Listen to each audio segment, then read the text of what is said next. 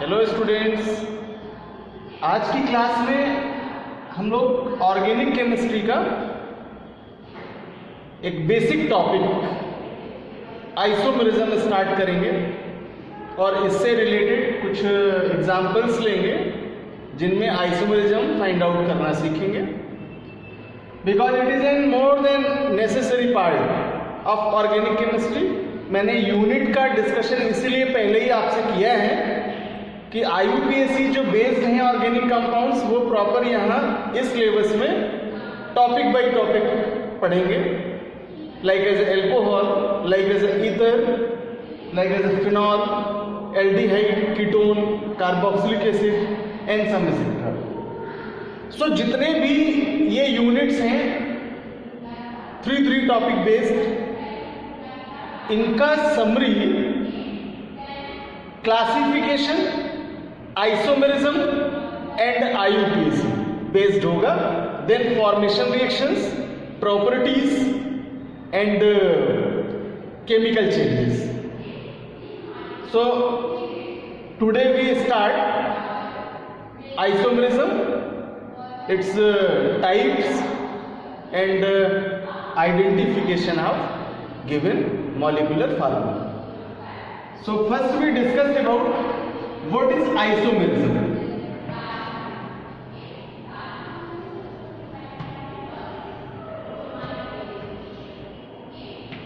When two or more than organic compounds have their similar molecular formula but different in their structure, organic chain, functional group and the position of bonds, then compounds are known as isomers and this phenomenon is known as isomerism.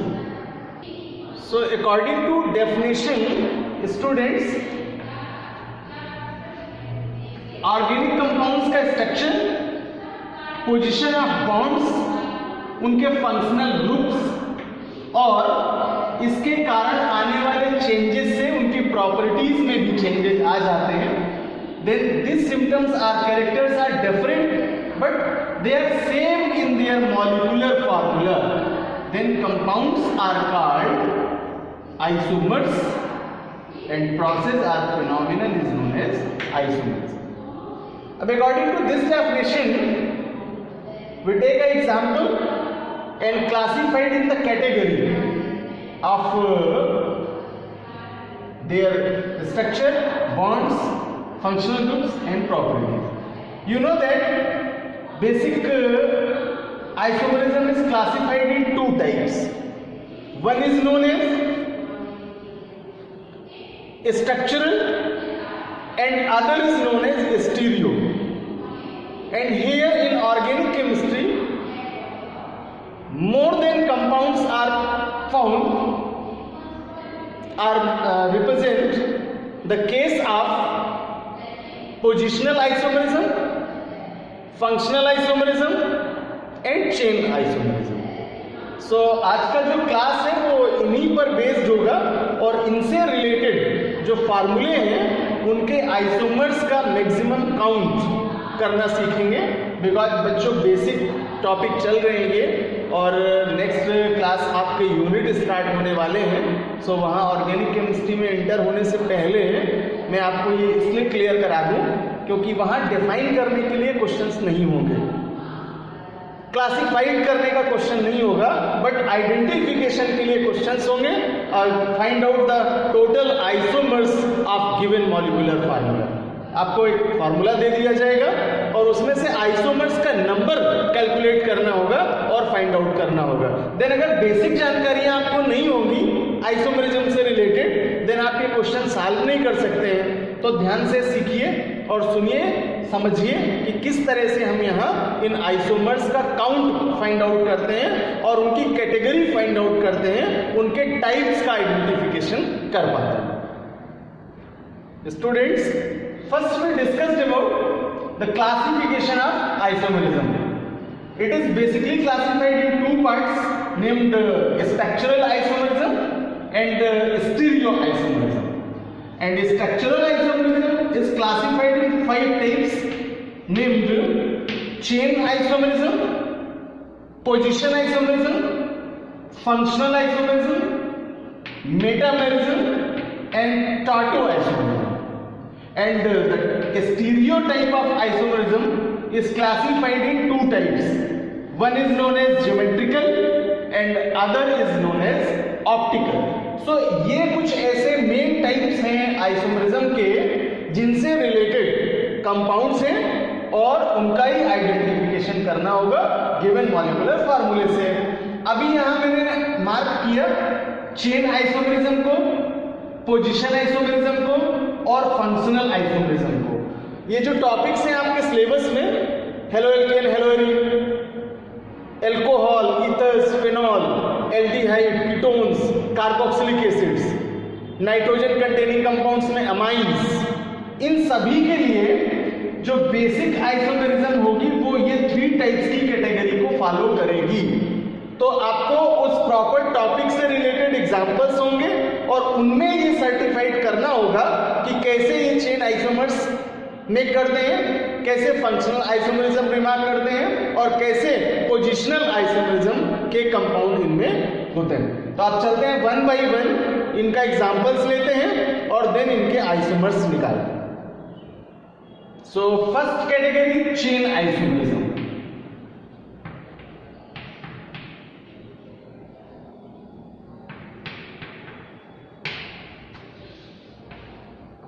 In chain isomerism, according to their name, the chain of organic compounds is different, but molecular formula of compound is same. Then compounds are known as chain isomers and phenomenon is known as chain isomerism. चलिए start करते हैं example का, because definitions के जो main points हैं अगर उनको mind set कर लें देन हम चेन आइसोमेरिज्म के इन एग्जांपल्स को सॉल्व कर सकते हैं। मैं कह रहा हूं कि नंबर ऑफ कार्बन चेन का डिफरेंस मिलेगा बट मॉलिक्यूलर फार्मूले सेम होंगे।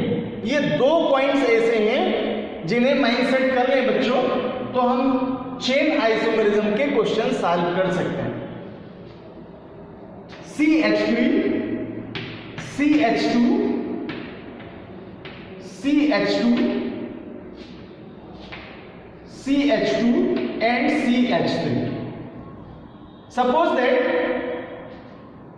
a linear chain of organic compound is this. और इस गिवन फार्मूले से मॉलिक्यूलर फार्मूला अगर काउंट किया जाए then number of carbon is 1, 2, 3, 4 and 5, then C5 and number of hydrogen 3 to 5, 5 to 7, 7 to 9 and 9 and 3, 10. So the molecular formula of this compound is C5 and H12, C5 and H12. So question say to you, find out the chain isomers of C5H12 given molecular formula. So बच्चों मैंने first chain आपके सामने open कर दी है यहाँ, और अगर इसका नॉमिनेशन करेंगे आप बिकॉज यहाँ कोई फंक्शनल ग्रुप प्रेजेंस नहीं है, कल की बेसिक IUPAC क्लास में मैंने नॉमिनेशन का एक रिव्यू दिया था आपको, उसी से अगर यहाँ नॉमिनेट करें सो राइट या लेफ्ट कहीं से भी काउंटिंग कर लें आप, चेन सिमिलर होगी। सो 1, 2, 3, 4 and 5 कार्बन्स का नॉमिनेशन करेंगे पेंट और सिंगल बॉन्ड की प्रेजेंस है इस ऑर्गेनिक चेन में, सो एन, और कोई भी फंक्शनल ग्रुप या अदर फंक्शनल ग्रुप प्रेजेंस नहीं रखता है, इसलिए इसका नॉमिनेशन होगा पेंटेन। अब इस फर्स्ट एग्जांपल से हमने देखा 5 कार्बन की सीरीज है, इसे 4 कार्बन की सीरीज में कन्वर्ट करते हैं बच्चों, देन C एंड C, ये 4 कार्बन का कंजुगेशन दिखाते हैं। You know that each carbon have their valency 4 because carbon valency is 4. Then one sided, because carbon तो 5 है, हमें मैंने लीनियर सीरीज आपको दी है 4 कार्बन की, बट हमें कार्बन की प्रेजेंस तो 5 रखनी है, इसलिए 5th नंबर ऑफ कार्बन को यहां कंजुगेट करते हैं। अब हाइड्रोजन्स को बैलेंस में लाएं, देन H और H, फर्स्ट कार्बन पर 3 हाइड्रोजन, सेकेंड कार्बन पर 1 हाइड्रोजन, और इससे जुड़ा जो ग्रुप है ऑलरेडी ये बैलेंस फॉर्म में होगा बिकॉज 3 हाइड्रोजन यहां ऐड होंगे। देन नेक्स्ट कार्बन पर 2 हाइड्रोजन एंड लास्ट कार्बन पर 3 हाइड्रोजन होंगे। अब इनको काउंट करना बहुत जरूरी है यहां समझना कि किस तरह हमने 5 कार्बन की सीरीज को 4 कार्बन की सीरीज में कन्वर्ट किया। देन 1 2 3 4, और इस 4 कार्बन की सीरीज का अगर लीनियर स्टाइल में फार्मूला लिखें, then CH3 CH2 CH CH3 and CH3, ये इस तरह से इस लीनियर चेन को हम लिख सकते हैं। अब इस 4 कार्बन की कंपाउंड का अगर नॉमिनेशन करें, देन काउंटिंग प्रायोरिटी देंगे वहां से जहां OFG नियरेस्ट हो, बिकॉज ये मैथिल अदर फंक्शनल ग्रुप में काउंट होगा। 1 2 3 एंड 4 के लिए ब्यूट और सिंगल बॉन्ड की सीरीज है, सो एन, और फंक्शनल ग्रुप में सेकेंड नंबर कार्बन पर एड है methyl, so it's full name is 2-methyl butane. अब बच्चों देखिए जरा, जो मॉलिक्यूलर फार्मूला इस फर्स्ट कंपाउंड से मिल रहा था, क्या वही सेम मॉलिक्यूलर फार्मूला यहां सेकेंड कंपाउंड से मिल रहा है? ये जज कर लें। So 1 2 3 4 and 5 carbons are 5 correct, and hydrogen 3 to 5 और 1 6 और 3 9 and 3 12. So second formula is also correct because the molecular formula of first compound and second compound are same. तो यही मैं कह रहा हूं बच्चों डेफिनेशन में कि जब कंपाउंड्स के मॉलिक्यूलर फार्मूले सेम हो लेकिन उनकी जो कार्बन चेन है वो डिफरेंट होती जाए, 5 कार्बन्स की है तो 4 मिल जाए और 3 मिल जाए, देन ये क्या है? डिफरेंस केस है चेन ऑफ ऑर्गेनिक कंपाउंड्स के। Then compounds are known as chain isomers and phenomenon is known as chain isomerism. So बच्चों यहां से हम लोग इसके चेन आइसोमर्स निकाल सकते हैं और उनका काउंट भी दे सकते हैं। क्वेश्चन अगर काउंट बेस पूछ दिया जाए इसके कितने आइसोमर्स होंगे, देन हम उसका यूनिट लिख सकते हैं, काउंट यूनिट लिख सकते हैं। Now next one is functional isomerism.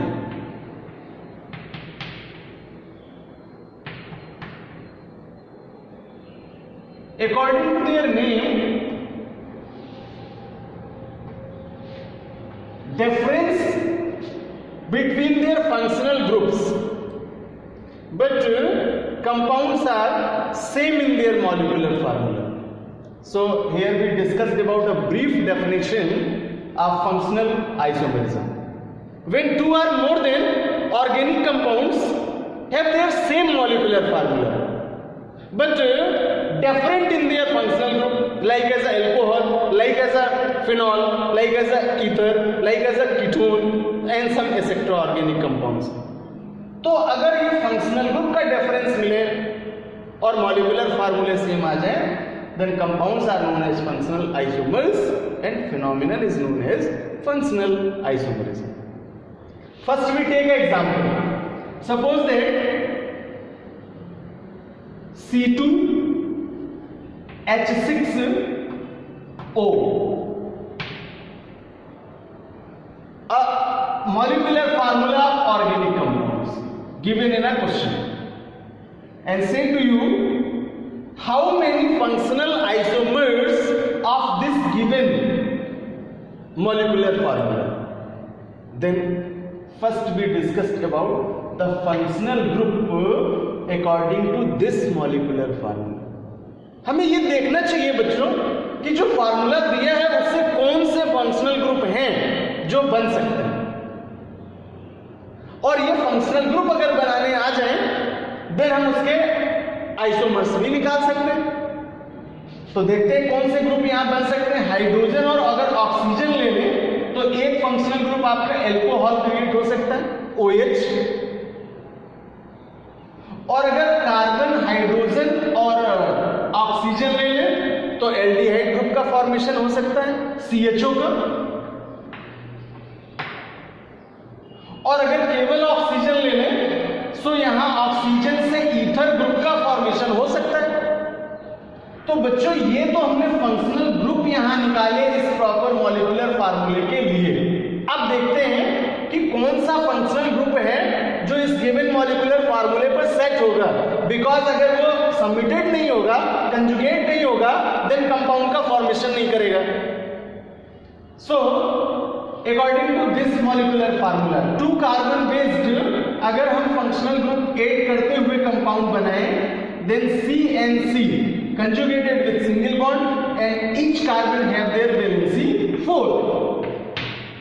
Suppose that we take a single hydrogen and oxygen in the form of alcoholic group and add in a first side, right side of a carbon OH, then other carbon valencies are balanced with the help of hydrogen. So 1, 2, 3, 4 and 5 hydrogens completed the all 4 valencies of carbon.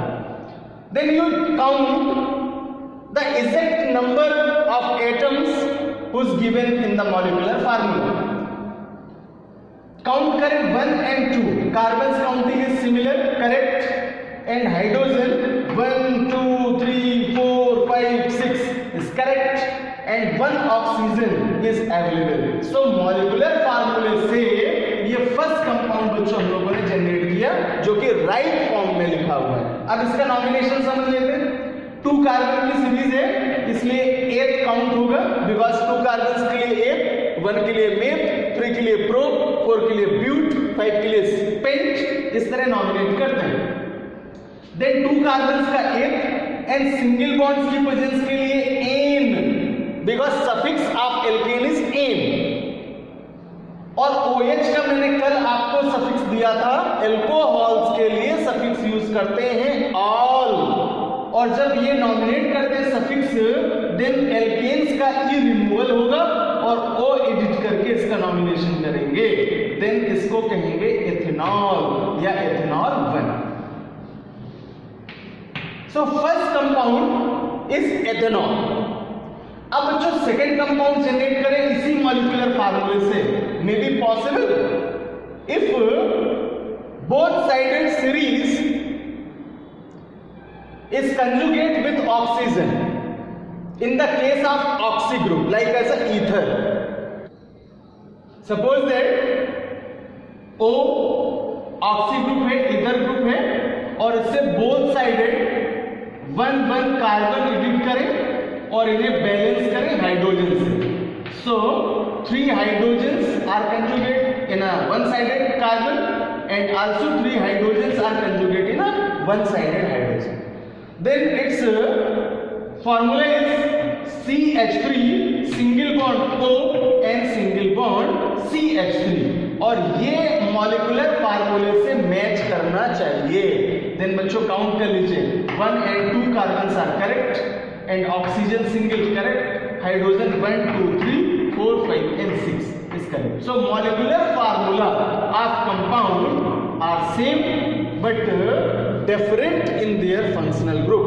अब कैसे different हुए तो देखिए functional group की position यहाँ show कर दे, यहाँ OH group की प्रेजेंस है जो एल्कोहल को प्रूफ करती है, और यहाँ ऑक्सी ग्रुप की प्रेजेंस है जो ईथर्स के होने को प्रूफ करती है। तो both are different in their functional group but same in their molecular formula.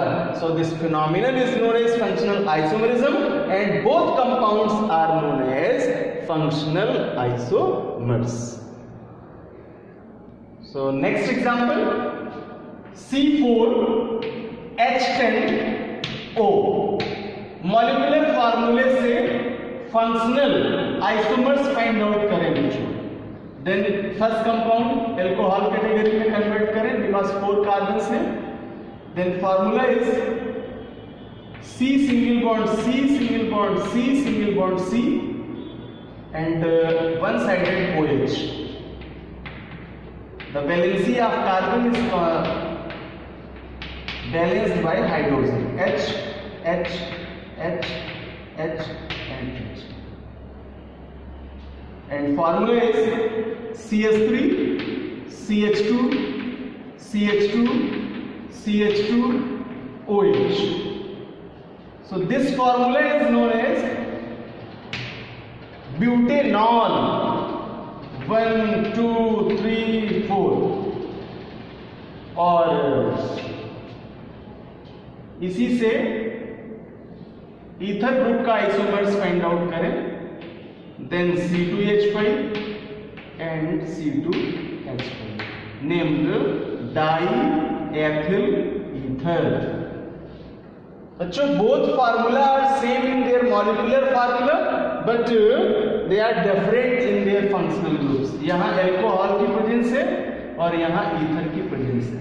तो ऐसे कंपाउंड जिनमें फंक्शनल ग्रुप का डिफरेंस हो बट उनके मॉलिक्यूलर फार्मूले सेम हो वे फंक्शनल आइसोमर्स कहलाते हैं, क्रियात्मक आइसोमर्स या समावेदी कहलाते हैं और ये घटना फंक्शनल आइसोमरिज्म कहलाती है. तो बच्चों इसी तरह एग्जांपल्स लें, कुछ और प्रैक्टिस करें. और ये जो मैंने आज की क्लास में आपके कंपाउंड्स लिए हैं, बेसिक स्टार्ट थी आइसोमरिज्म की, बिकॉज यहाँ आपके सिलेबस में आपको डिफाइन करने के लिए नई क्वेश्चंस पूछे जाते हैं. इसी तरह identification based, mechanism based question आपके पूछे जाते हैं एग्जाम में. तो इनकी प्रैक्टिस करिए, आइडेंटिफिकेशन सीखिए और आइसोमर्स को काउंट करना सीखिए.